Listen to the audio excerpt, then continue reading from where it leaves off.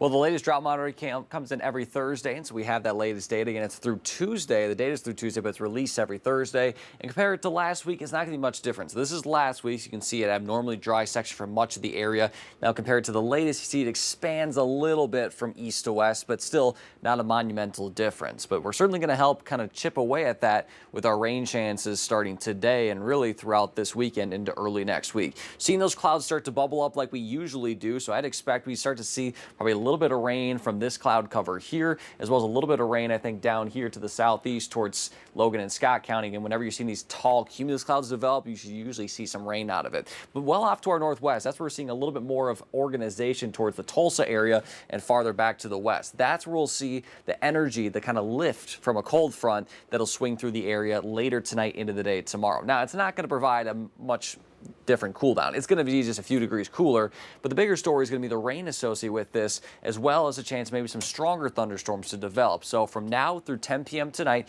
could see some stronger storms that could have maybe up to an inch, so quarter-size hail, or 50 to 60 mile-per-hour winds. Not expecting anything tornadic, but still could see some stronger storms like we've seen in days past. So as I mentioned, I think in the next couple of hours or so, at the very least, we'll see these storms start to bubble up, and by mid-afternoon, about 3 o'clock, I think we'll start to see more of that coverage of showers and storms. Through 6 o'clock, you're seeing some heavy rain could be embedded with this as well. And I think today's going to be more coverage than we've seen in days past. That's why the chance is a little bit higher. Then by 10 o'clock tonight, I think we'll still see some activity hanging on, but a lot of it will start to taper off before a second wave develops early Friday morning. Here's 2 a.m. This is the front itself now generating these showers and storms. You notice the kind of the cloud line here, that organization that'll make its way eastward. So tomorrow morning, waking up 7 a.m., expect some showers and storms to kind of be ongoing. As we head through the later morning hours by noon, it looks like we'll dry out. And for the most part, besides maybe a stray shower or two, I think we'll be pretty quiet for Friday evening. Here's 7 o'clock. So high school football games kicking off. The Arkansas-Oklahoma State Fairs starting.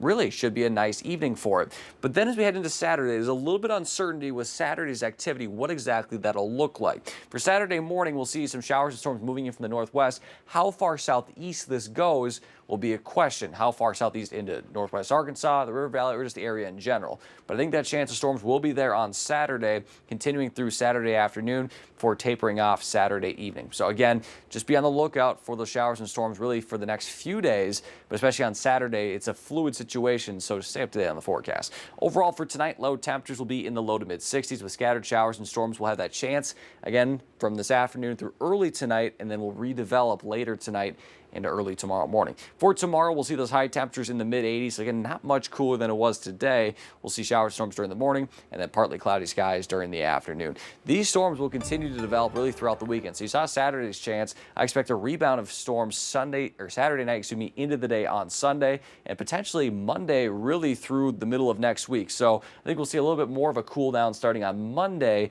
then dipping into the upper 70s and low 80s Tuesday and Wednesday. And coincidentally, Monday's the start of fall, so Mother Nature's like, all right, I guess it's on cue. We got to cool down a little bit. For the River Valley, we're in the upper 80s and low 90s through Sunday, and then again, we'll cool down a little bit starting on Monday. But those rain chances, it's not going to be all day, every day, but they're really there periodically over the next week or so.